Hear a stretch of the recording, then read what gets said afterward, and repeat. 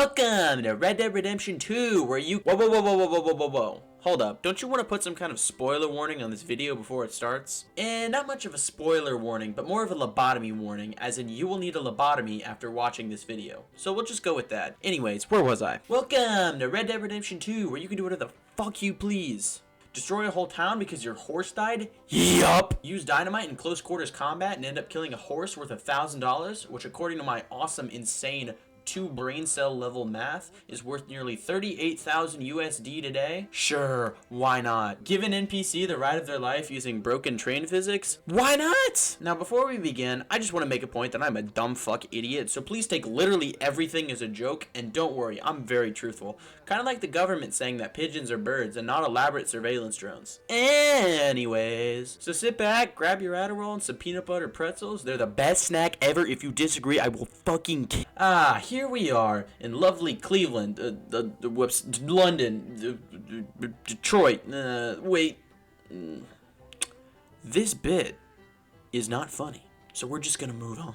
As we're riding through the streets of Detroit, we get to meet our main man, Arthur Morgan, and now I'm gonna do a very rapid, autistic introduction of all the main characters. So we got our main boy, Arthur Morgan, lovable, nice, giant ass, like he's got a giant fat ass, like built-in couch cushion by his pelvis, like 2 giant hills big, like ninja low taper. Dutch van der Linde, the leader of the van der Linde gang, and like any good leader, he only cares about one thing. There's Micah Bell, who's a dumb fuck moron, but he's got a funny accent. Bill something, and no, this is not a scripted bit, I just forgot his last name. Bill's kind of the guy who's just always there and appears out of nowhere, but he's kind of just always there. John Marston, who's the only normal person in this gang, because everyone in this gang is either crazy or a little bit on the silly side, but not as bad as Drake. Lenny, who I absolutely love and is the best character in the whole game, and if you disagree, I will listen and not respect your opinion because it's fucking wrong. Sean, who is Irish, so you know, yeah, potatoes, famine, nah, the jokes just write themselves. Hosea, who's the wise leader of the group. To desire is to suffer, and to suffer is to succeed. That isn't a quote from Hosea that's like in the game. I found that on the comment section of r/femboys, so... Finally, Javier, who is a lot like Bill in the fact that he's always just there, but he's Mexican. And then there's Charles. We don't talk about Charles. And that's all the important main characters. There's others along the line, but we'll introduce them as we go. So let's actually get into it. We started on the run from the law because the Pinkertons heard Arthur's massive, fat, voluptuous ass. And where was I?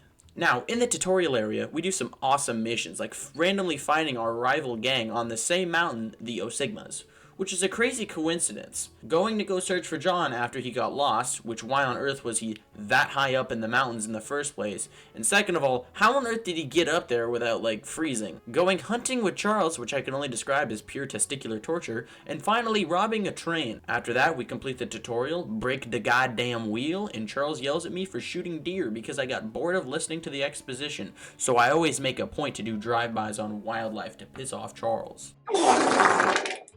Now, time for the tomfoolery, where we meet up with Uncle. I didn't introduce him, but he doesn't matter, so fuck off. We meet up with Uncle and take some women into Valentine, and we get introduced to the honor system.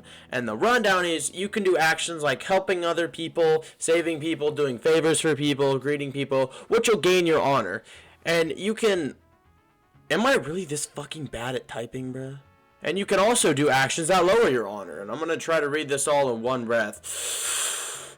Killing, robbing, antagonizing, choosing not to do NPC fetch quests, and last but not least, hitting people with horses. And it's not my fault that the NPCs are always in the way. And when you get on a horse in a city, it's like you have a bowling ball, and all the NPCs are bowling pins, and it makes you want to go for a strike. All that aside, you go into town and look for ways to make money, and then you save 2 of the women from kidnappers. Then you get accused of being a criminal, so you chase them off a cliff. And then you get your first honor-related event. It's like a quick-time event where you can gain or lose honor based on your choice. And of course, we save them, and we get the Pen of Coolness, spelled with a K. And before I end this mission, I want to talk a bit about honor and how fucking stupid it is.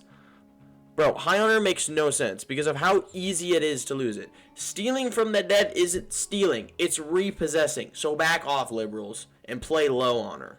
I do not care how you play the game as long as you fucking hate Charles. That's it. That's literally all it. Now we meet up at my second favorite place that isn't the casino, the bar. And we walk in and we go scare off some women with the signature Sigma smell and get called out for stinking up the whole bar. And we proceed to have a very kind and friendly disagreement with the locals at the bar. And it ends up with us just meeting a nice, good compromise about how we should all, make sure our emotions are kept in check. And then we talk to Dutch and he's like, go get Mr. Potato Famine back. And we're like, cool. After, we go hunting to go find the One Piece with Hosea, but instead of finding the One Piece, we find our schizophrenia medication. But instead of taking it, we simply get a refund to buy more plastic six-pack rings to throw into the ocean. But Charles gets mad at us and sends a bear to try to stop us from throwing more rings into the river, and mauls me. So I get back, make best friends with the bear, and we both live happily ever after. Nah! I fucking vibe checked and it did not pass the vibe check. Now, we get to the best mission in the whole game, where we have to go find Reverend Swanson. And we find him at a train station. And you know what he's doing at the train station?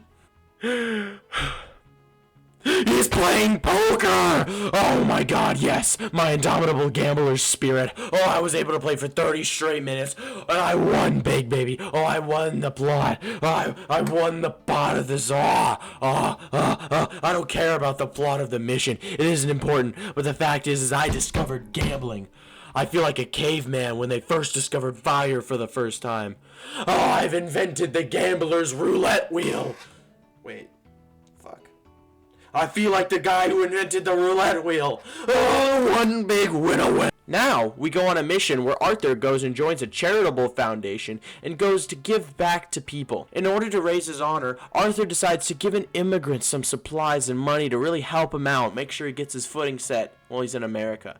Healing a woman's husband and, giving him some money to get back up on his feet.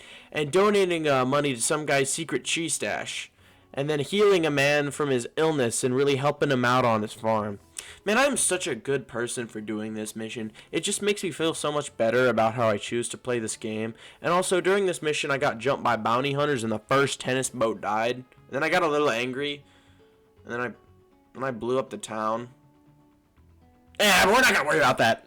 Now we get into our first real combat mission in the game, and I'm going to keep this very simple. I feel like these are really hit or miss, because enemies either miss all their shots like fucking 3-year-olds, or it's like playing against an aimbot robot. But this one was super easy. We robbed the house and got the Fortnite double pump. Let me go on a little side note here. Shotguns in this game are the most satisfying thing, because that one shot is just so clean. Now we go on to the second best mission, because 1, we get to be with Lenny, and 2, this entire mission does not make any sense. Okay, let me give you the rundown. So this starts with Lenny running from Valentine. And keep in mind, Valentine is less than a minute from the camp by horseback. So it's pretty close, right? So he runs back, talks to Arthur about how he and Micah got into a little dispute.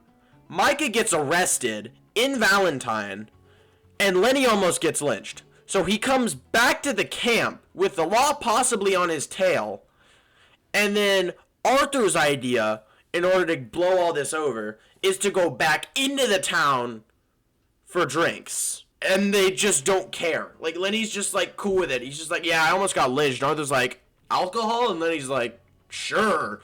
And also, how did the sheriff just, forget about whatever Lenny and Micah did? Because they don't say it, but it's probably something bad. And if, it happened, 10 minutes ago, they'd be on his tail. So why wouldn't they throw him in jail as soon as he gets back into the town? Whatever. Now, continuing on the bullshit, we go to rescue Micah in a new town called Strawberry. Yeah, real creative, Rockstar, naming a town after a fucking fruit. Also, another inconsistency. There are 2, maybe 3 sheriffs in this town, but in this mission, you fight over 100 people in Strawberry. So, why? So after we turn the town into downtown Baltimore, Micah decides to go rob some random guy who has his guns, which also doesn't make any sense. So I'm going to do a breakdown of this whole sequence. So let me just take my Adderall and explain this bullshit logic to you. So Micah starts off by getting arrested in Valentine, which is in a different county than Strawberry. So why would he move to the jail in Strawberry? Because of the way that county law works, if he's charged with crimes in one county, they would stay in that one county, not transfer over to the other county. Also, why would the sheriff not have Micah's guns? Why would they be with somebody else's guns? Fuck! Anyways, why would a random guy have Micah's guns? Wouldn't the sheriff have had them? And yeah, this mission series with Lenny and Micah just doesn't make any sense, and I kinda had to cut before I had to say something stupid. Now we go rescue Mr. Potato Famine himself, Sean from Bounty Hunters, in a mission where you have to go across the fucking map to get there. But besides that, you just fight some bounty hunters and that's it. Nothing else special about this mission. Yeah, nothing funny either. I can make a Detroit joke if you want me to, but this would be like the 4th in like 10 minutes, so we're not gonna worry about that. Now for some backstory on this next mission. Arthur used to have a girlfriend, but he left her because he wanted to go be an alpha wolf and go run away to hit the gritty with Dutch. But one day, Arthur gets a letter promising feet pics, so he runs over there as fast as he can, but instead of getting feet pics, he gets a quest to go help Jamie, Mary's little brother. So we go over to him, and I know it's better to negotiate with people, but sawed off goes boom boom. And yeah. And then we chase after Jamie and get him back to Mary, and the whole reason I wanted to cover this was so I can make a feet pics joke, even though this mission isn't part of the main story at all. Maybe. I want feet. Now on to stealing Baltimore style. That's this mission. Yeah, it's just you and Hosea going up to a house to go steal stuff for some fucking reason. And in the house, we find 2 things that Rockstar Games has blessed us with. Alcohol and more feet pics that I didn't get from the last mission. We go out with Hosea and Phantom Tax. Oh boy. The rod is getting to me. I think it may be over. Welp. We steal a stagecoach and use the stagecoach to run over passengers. Actually, now that I think about it, every mission that I get a coach or wagon of some kind, I just hit things or run over.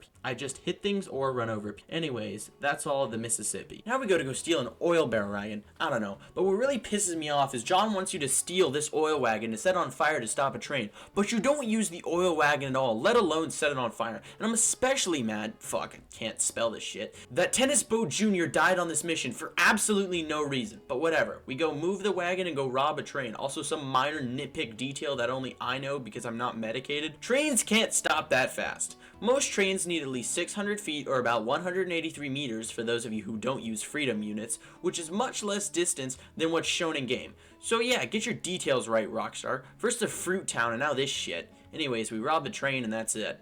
Then fishing. That's it. I've not paid taxes in 14. Now we interrupt this Red Dead Redemption 2 gameplay for some farming simulator gameplay. Yep, this is now a farming simulator video. Tending to the sheep, sowing the seeds, 360 no-scoping a cowboy, harvesting the wheat, tending to the animals. Oh, you came for Red Dead? Nope, this is the game now. No more robbing banks or stealing from people or riding on horses. It's just farming. Nah, just kidding. Want to see more awesome farming gameplay? Skip to Epilogue Part 1. That's the whole epilogue, and it's super entertaining. Now we take a break from farming to go rob someone with Micah, and somehow we get into a gunfight with the O-Sigmas after they found the coach we were trying to rob, where they bring a whole army, and somehow, by some miracle, nobody manages to hear us. Like, guns are really, really, really loud. And there were like 50 total people there. So there were at least 200 gunshots going off, probably every minute. So how on earth did nobody manage to find us and report us to the local police? How? Now, we go back to the bar to go talk with Dutch. And again, somehow, let me break down this logic for you. Arthur and John go walk into this bar. John is less than 3 feet behind him when they walk into this bar, right? Arthur manages to walk into the bar just fine. John somehow, who is 3 feet behind him, manages to get captured, which makes zero fucking sense the more you think about it, right? So Arthur not only doesn't manage to hear John being kidnapped, he also doesn't hear the people coming up to come kidnap John. He just walks into the bar like nothing happened. And what's also crazy is that low taper fade meme is still massive. What's also crazy is that nobody arrests Leviticus Cornball for kidnapping 2 people at gunpoint. So why doesn't the law enforcement get involved? Like, when I tackle someone accidentally, the police are like, stop at nothing to get this man. He is a danger to society. But in this specific mission, the police are just almost as non-existent as my father. So why? Why? So after turning Valentine into downtown Detroit with our awesome semantics and yapping, we leave to find a place out, but for some reason there are people hiding there, so we kindly ask them to move, and that's the end of chapter 2. Jesus Christ, it was fucking long. Almost as long as that Drake movie. Now we're in the South with fried chicken, horses, and dust. That's it. And we learn that Dutch can't say creek correctly. And we go right into town in order to look around. And we find Trelawney in a prison cart. And we want to get him out of there. But while we're talking to a sheriff, the other people in the prison cart break off the lock and decide to run away. And instead of Trelawney running out of the open cart, he decides to sit like a fucking moron. And then we start running after the train to go get the people who escaped, and then have a UK-style disagreement on the train with the people that escaped. Then fishing. Groceries. You know, I think this entire area was set in the Cleveland/Detroit area, or at least Lemoyne is, because you get robbed. Wow, look at me making an original joke. Wow. What was that? The joke has already been made? Okay, no, I gotta know. Lemoyne is Houston. Don't get the joke? There goes your keys and wallet. I should have saved that for later in the video. Anyways, I forgot to mention, but the main story point of this is about two feuding families who hate each other, and now that I've said this, you might be able to understand what I'm about to say. So we talked to Bo Burnham, and he wants me to go deliver a letter. Okay, but why do we have to sneak around and not get caught while we're delivering the letter? Why can't we just pretend to be the mailman that always comes over to my house when my dad's gone, and just walk through? And then we go back and forth delivering letters and whatnot, and then we drive a women's suffrage rally cart, and that's it. There's no joke here. That's what happens. Boy, it's just alcohol, said the sheriff. But they're always doing too much, said Dutch. No, but they are acting like a kid, so we gotta go take this alcohol. So we travel to downtown Houston and get shot at while we're stealing some moonshine. And then, like the good businessmen that we are, we go sell this moonshine back to the people who made it. And then they say, you know what, we're gonna be good today. Donate this to the local town residents. But then the residents of Houston come in and they're like, you have our moonshine. And we're like, nuh-uh. And they're like, yeah-huh. And we're like, yeah, that's a pretty good point. So we get into a little minor disagreement and run away after shooting up the town. But don't worry, it happens later. Next, we go on a robbery with Uncle. But he has lumbago, so we can't actually rob anything. And I don't know what lumbago is, but if it's anything like a crippling gambling addiction, I probably have it. Anyways, this is just a standard robbing mission, but what's funny is that for some reason, a horse spawned where it shouldn't have. So I use this horse to repeatedly run over Charles, and now that I mention it, the whole game was really buggy, and random weird stuff kept happening, like random black voids appearing and other stuff. Now we go steal some horses from the bratwurst because the beige said it'd be funny. So I go over to go steal the horses, but I was having difficulties with them, so I decided to turn the barn into a temporary glue factory. And it's not my fault I got bored and decided to make a glue factory out of horses. I just really love the taste of glue in my mouth. Now we go to go light the beige's tobacco fields on fire. Funny thing about this mission, I forgot to record it, so you get one of my awesome recreations to try to invoke a visual stimulation. So don't worry, there'll be plenty of Subway Surfers gameplay, soap ASMR, slime ASMR, and Minecraft parkour. So basically, it starts out with you meeting the bratwurst, and they tell you to go light this field on fire because it'd be funny. So you and Sean go over there and light it on fire with some moonshine, and you do that despite the fact that the guards are absolutely clueless and they can't hear a giant fat ass wrestling through tobacco. But regardless, you light the thing on fire and you steal some money and then you leave. I hope you enjoyed my awesome recreation. It shows up again later.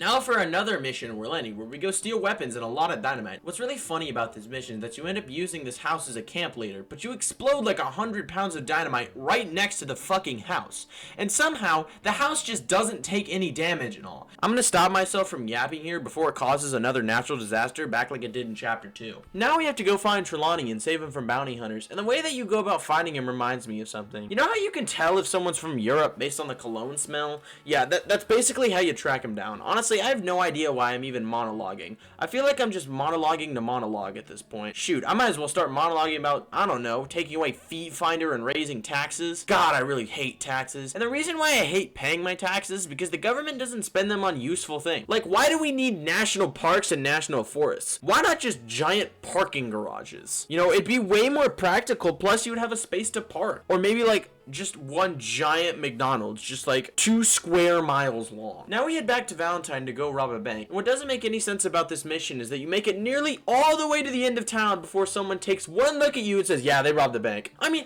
how do you know that I robbed the bank? I mean, these bags with money symbols on them are just from my millions of dollars worth of profits in child labor. And before you get all mad at me for making a child labor joke, according to the awesome facts of Google AI, child labor is illegal in 6 states back in 18 1899. So we're just gonna pretend that it was legal there and worry about the semantics later. So it's not a joke, it's a historical fact. So back the fuck off. Now we start a mission which I can only describe as a Call of Duty mission, because this is like playing through a Call of Duty campaign. Because you start out by getting hit back of the head with a gun stock, then you try to run away while you're being captured, but then you get shot, and then you wake up hanging from your feet and have to find a way to get back to camp with a bullet still in you. And usually the mission instructions for Red Dead, they're pretty specific. I can understand them pretty well despite my limited amount of brain cells. But this one's kind of just like find a girlfriend, and I'm like, what?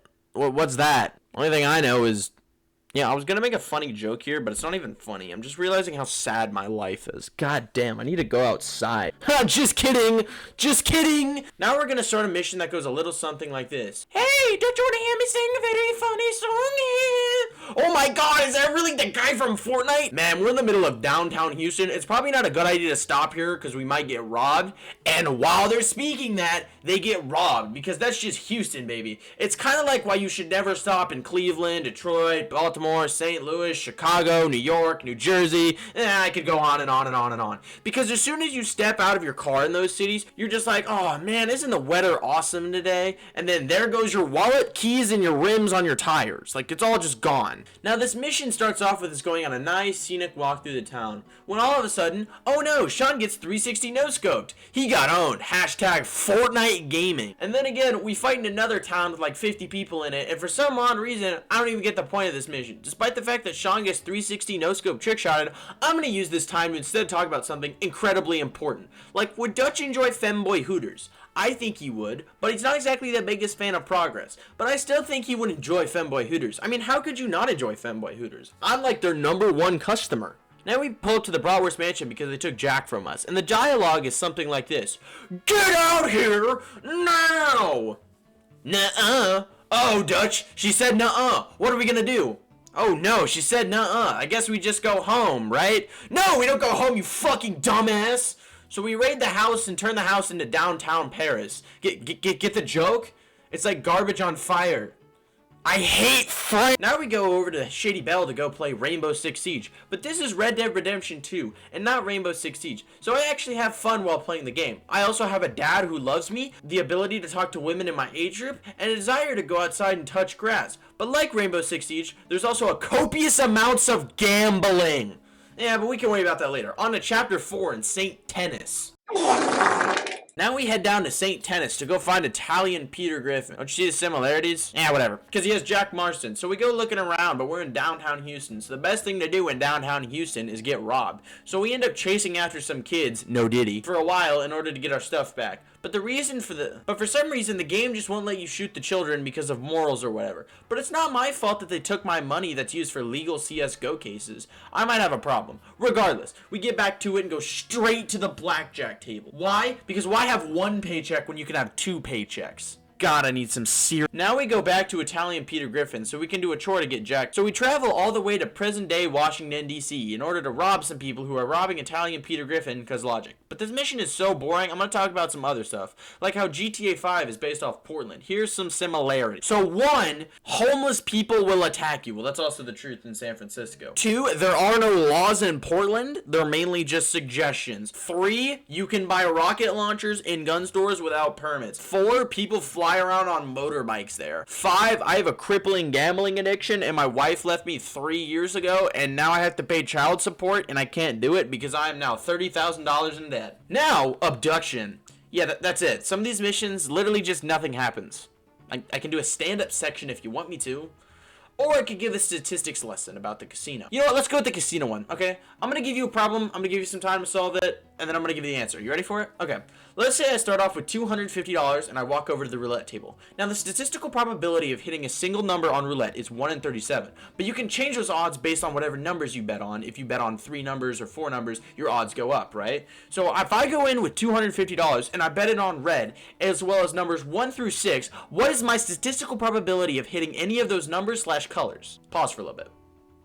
The answer is it's guaranteed to hit because casinos just give out free money. Now we start back on our Sigma grind set as we go ahead and go meet with Mary, but because we're a Sigma, we're doing Sigma stuff. But then Mary's father drunkenly sells a brooch, which I have no idea what is, but whatever. After telling Mary's father that it's just alcohol, we go get the brooch back by using some very kind words and good hospitality with the other guy in order to get the brooch back. It's called a 12 gauge, actually. Good words and hospitality is the name of my shotgun, so yeah. And then like the lone Sigma that we are, we decline her invite because I'm morally terrified to go talk to a woman, because that segment about me saying that I talk to women also isn't true. You know, because this next mission is so boring, I've decided to put something else in the time that I have allotted here, and I have a name for this. I call it the lobotomy. We're gonna discuss this. We're gonna discuss the things that need to be discussed. Like, why doesn't Dutch just start Hustlers University 2.0 in order to scam people out of their money? It'd probably be like the best way to make money instead of robbing banks and stealing from people. And Sean getting 360 no-scoped probably wouldn't have happened because of that. But you know, Dutch is not exactly the smartest person I've ever met, and the logic of this game is incredibly top-notch, if you've seen with the hundreds of thousands of times before this. So I'm just gonna move on to the next. You remember the one mission where I played poker? And I loved it. Now, this mission is the greatest mission ever. You know why? Because it's like poker. In my dreams. And in my dreams, I don't lose. And in this mission, I'm playing poker, and I can't lose. All I do is win, and I win, and I win. And then this guy comes in, and then I take all of his money. And then he says no, and then I take more of his money. And then I keep winning, and then I keep winning, and the profits come in. And then my dad comes back home and stops beating me. Oh, and then I win big some more. Oh, it's so awesome. If only there was poker where you could only win, but that's not a real thing, like pigeons. They're not birds, they're government surveillance drones. Have you ever seen a baby pigeon? I don't think so. Anyways, best mission in the game, everything else is terrible. If you agree with me, shut the fuck up. We start this next mission with Kieran dead, and I can't exactly show this, but I'm gonna explain it in a very funny way. So no head? Yeah, if you don't get it, asphalt. What the fuck does that even mean, me? Anyways, the main funny part of this mission isn't the fact that you get jumped by the O Sigmas, but the fact that you have an interactive cutscene with Dutch that can be manipulated with outside forces, like dynamite. After that, we defeat the homeless people. Yay! Only if San Francisco could do this. Now we hear that Leviticus Cornball is being a cornball, so we go up to his factory with Eagle Flies, only to find out that he's making Reddit gold. After being shocked by this information, Eagle Flies decides that the best course of action is to burn down the factory. Honestly, I agree. In life, you gotta be more like Arthur Morgan. Go outside, get rid of your Reddit gold subscription. Who knows, you may even meet a woman. Nah, you won't. Nah, I'm just kidding, you will. Especially if you hit that. Now we get to go rob a trolley station that apparently has a lot of money in it. But as we go into the station and we're like, hey, we're robbing this. And they're like, yeah, the only thing we have here is shrimp ramen. And Dutch is like, grrr, I want to get back at Italian Peter Griffin for setting us up with all this shrimp ramen. We're going to need a tennis boat and some hot water so we can make Peter Griffin eat all this shrimp ramen. Next, we go get the tennis boat. Hey, you remember that segment where I was talking about having to do another recreation? But this time I'll put the Family Guy clips in there. So here we go. Next, we have to go get the tennis boat. But in order to get the tennis, we have to clear some traps and get some crawfish first. But because we're in the awesome swamp of Louisiana and pretty close to Houston/New Orleans, we end up getting jumped by a giant alligator. And this is exactly what happens when you go to Louisiana. You step 1 foot into the state and you immediately have a gator chewing on your leg. But we save the guy who gets caught by the gator, and now we have access to the tennis boat. Speaking of tennis boat, I bought another tennis boat for $1,000, and yeah, I blew him up. Yeah. Now we go to Italian Peter Griffin's house to go feed them all the shrimp ramen that we have. But we had to fight Stewie, Brian, and Lois in order to get there. And we had to make sure that Joe doesn't catch on to us feeding Italian Peter Griffin all this shrimp ramen. And once we finally get to Italian Peter Griffin, we say bapa boopy, you know, Italian stuff, before calling him a poopy head for telling us that the trolley had money and not just shrimp ramen. So we decide to feed him to an alligator. And Arthur's like, Dutch, what the flip, bro? And Dutch is like, do you really want to eat 40 packets of shrimp ramen, Arthur?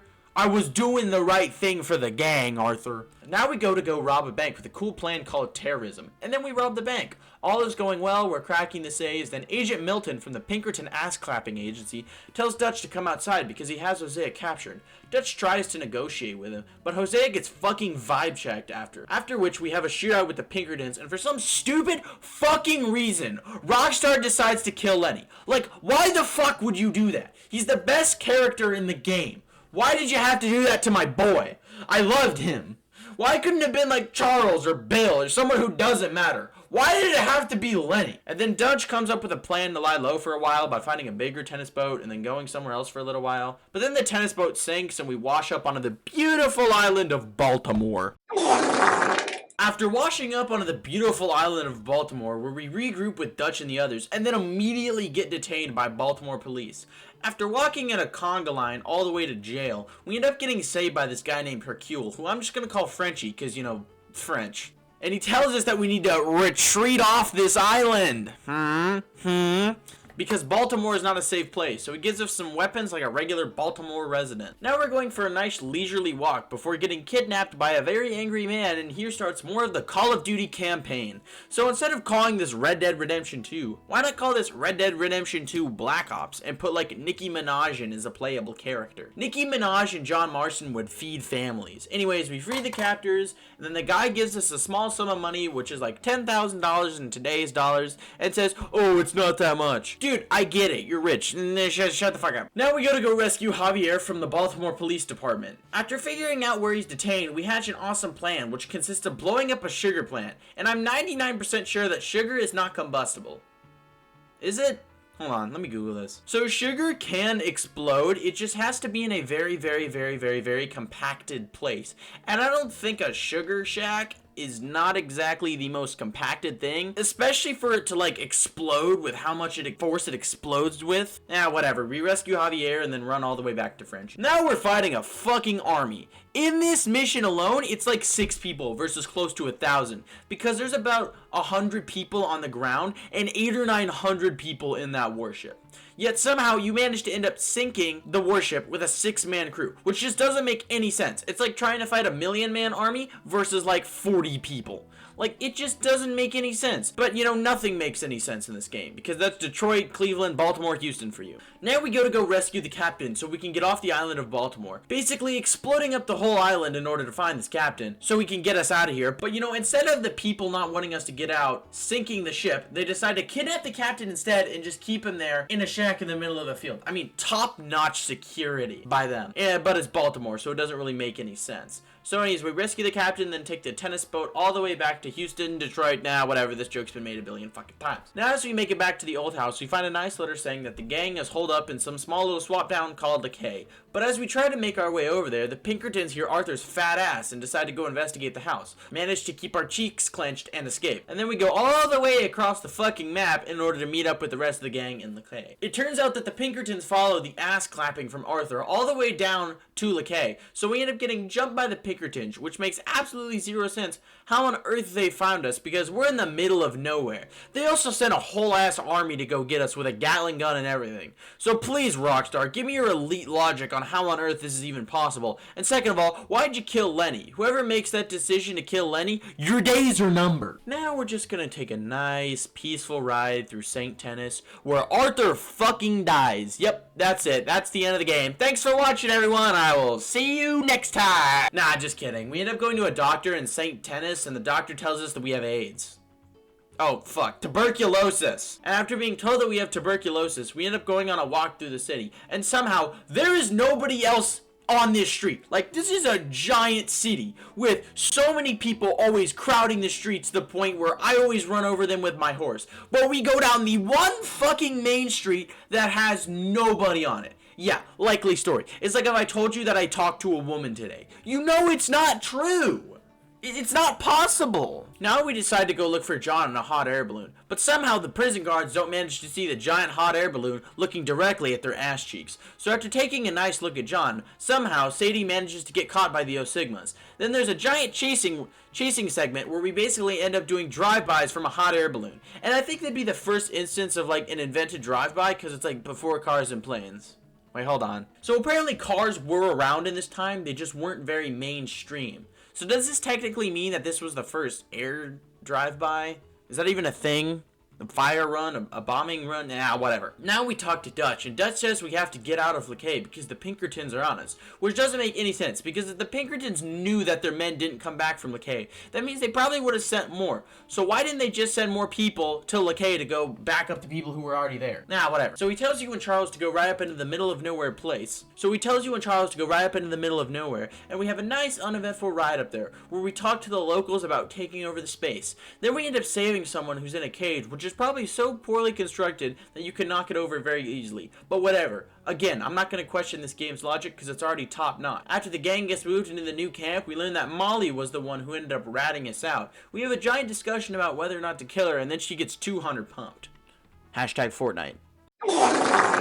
Now we go rescue John out of jail by using the smartest plan ever, walking in and shooting. After a while, we make our way up to the prison with a hostage, and we ask them to trade him for John, which the exchange goes a little something like this. You're gonna give us John, or this guy right here is gonna get vibe checked. And I'm pretty sure he does not have the drip to pass the vibe check. Okay, we'll get you John. Just do not vibe check him. He, in fact, does not have that drip. He also does not, in fact, have that dog in him. After we make the exchange for John, we have to sprint all the way back to the tennis boat while fighting off the prison guards. And once we get back, Dutch isn't very happy. He's like, dude, what the flip, Arthur? You were not supposed to get John out of jail until I said so. And Arthur's like, well, Dutch, fuck you. Now we go with Dutch and Micah to go pay a nice, civilized, totally non-violent social call to Leviticus Cornball. And after struggling to figure out how to hide in a corner for 5 minutes, we end up having a nice, friendly conversation with Leviticus Cornball. After he declines, Dutch just shoots him. Yeah, that's the punchline. After that, we shoot up another town. Now we're 4 for 4 and town shot up. After which, Dutch said the reason for going to go talk to Leviticus Cornball was to figure out how to make money off of him, and not for revenge. But Arthur was looking through Dutch's computer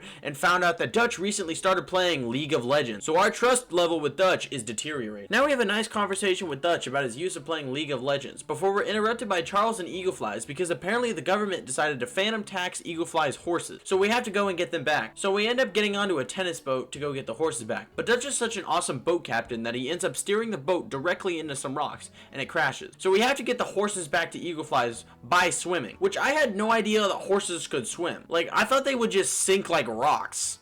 Or baby. Now we go with Bill to go back into the town to go steal some explosives for reasons that are not legally considered terrorism. So we're going into the town and we basically play one of those horrible mobile games where it's like snipe in the tower and try not to hit the person. That's basically what this whole mission is. Basically, there's 3 of these missions in the entirety of chapter 4. I mean chapter 6. God damn it, I need to take my Adderall. Now, you remember those explosives that we conveniently got from the last mission? Yeah, now we're gonna use them for terrorism. Like, the only reason I can understand doing this mission is for terroristic purposes. Blowing up a train bridge for no reason. Like, why would we do this? I mean, the reason why we do it is because Dutch says we have to do it to take heat off the gang. But doesn't that just put more heat onto the gang if somebody sees us? You know, I don't even know why Dutch wanted to blow up the bridge. I mean, I guess it was funny, but I'm not a cowboy, so I wouldn't know. Now we actually go to have a conversation. We kind of act as enforcers for Rainsfall when they go talk to the United States Army about encroaching on their land and whatnot. But we get there and Arthur starts dying. So the guy's like, okay, you gotta go die in this tent over there. So we sit for a while and listen, and apparently the captain has gone so crazy that he wants to hang this guy for no reason. So we call this the Detroit method of leadership. And we escort the captain all the way down to the train station, but I have no idea where he's gonna go, because he's probably a wanted felon after this, because he's probably gonna get blamed for all the fighting and death that happened over this, and the big army guy is probably going to end up blaming him, so wherever he goes, he's probably going to end up being hung and hunted down by the law. But whatever, we gave it our best shot. Now we go over to Saint Denis, because apparently the leader of the O Sigmas, Colm, is going to hang, and we basically got to make sure that he ends up paying for his crimes. So basically, we just play police officer and make sure that nothing silly goes on, and we destroy his plan. That's kind of it. I mean, you want me to make a joke? Okay, here's one. You know you've hit fatherhood when you start making good dad jokes. But when your son was born, only the mailman became a comedian. Oh, God. Okay. Now, this next mission is really funny because I had no idea that there was a part 2 to this mission. Because when you walk up to Sadie to start this mission, she's throwing knives into a tree. And she's like, come help me defeat these guys, Arthur. And Arthur's like, nah, I'd win. And she's like, okay, then that's the end of the mission. Like, I thought that was just like the end of the mission in general. But I had no idea that there was a part 2 for this mission. And also, part 2 didn't show up on my map at all. Like, either 2 things happened, right? Either A, I have no footage of me doing this, or B, it just didn't show up on my map. But I do not remember, because my crippling dementia. And the second part not showing up means that I didn't do it, so I don't remember with my dementia doing the second part at all of this mission, which means that it didn't pop up, which means Rockstar, why does it hurt when I pee? Now on to a mission where Dutch managed to gaslight Eagleflies into more terrorism for some reason. Now, I get it, Eagleflies doesn't exactly like the military, but what's the point of blowing up a bunch of trees on a route that they're walking? I feel like, honestly, that's not even terrorism. I feel like it's more or less just an annoyance. Kind of like when a mosquito lands on your hands and you're about to slap it, but then it flies away right before you're about to hit it. So you end up hitting your leg and not the mosquito. And then the mosquito goes to your arm and then your shoulder and then your balls. And then you realize, maybe I should have just let the mosquito alone. Yeah, that's kind of what this mission feels like. And then it just turns into a wild goose chase of shoot, run, shoot, run, shoot, run, shoot, run, jump off the waterfall. Yeah, that's it. Honestly, I feel like this would have been even funnier to have like a Looney Tunes style thing where Dutch and Arthur jump off, but they just stay in the air for like a second with a sign that just says, "Dumbass says what?" Because of the last mission, Eagle Flies ends up getting captured and sent to Fort Wallace. So Charles and I have to go all the way up there to go back and get him in a mission that I can only call slow and painful testicular torsion. You see, Charles doesn't want you to use guns, so you have to do this whole thing using knives and bows. And I'm awful with the bow. Like, I couldn't hit a barn if the barn was upside down and I was on Adderall. Yeah, anyways, our smart method of escape after getting Eagle Flies is to take a canoe directly down the river, which is incredibly intelligent because I'm pretty sure you can ride a horse much faster than you can paddle a boat. But whatever, regardless, we escape and Eagle Flies goes back up to the native reservation and I can't sit down because my balls don't work. You remember that oil factory that killed Tennis Boat Jr.?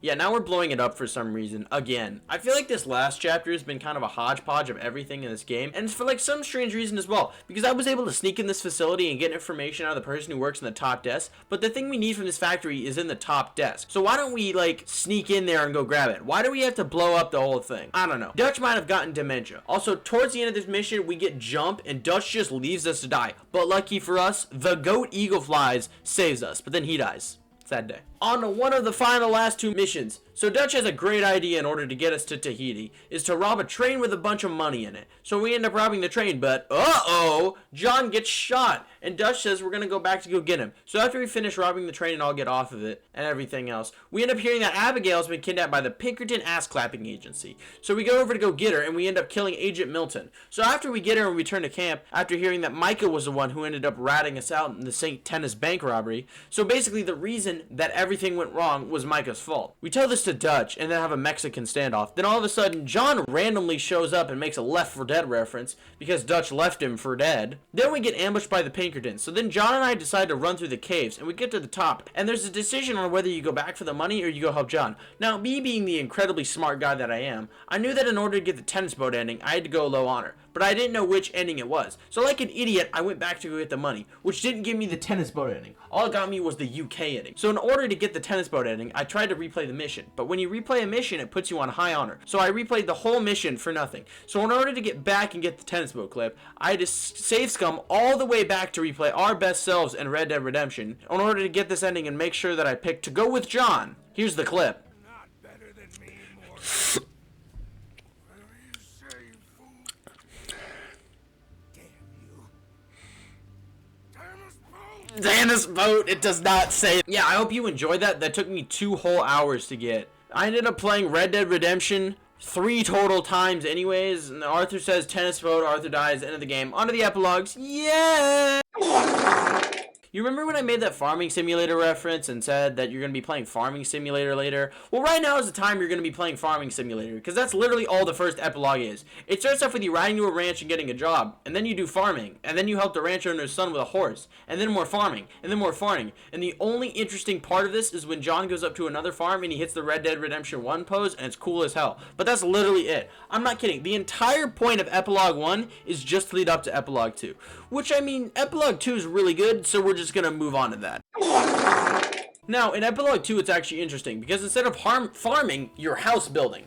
I'm not kidding. That's what the first half of Epilogue 2 is. Also, tiny side note, I'm really annoyed that on the house building mission, you have to get over 80% accuracy while hammering in nails to get the gold for this mission.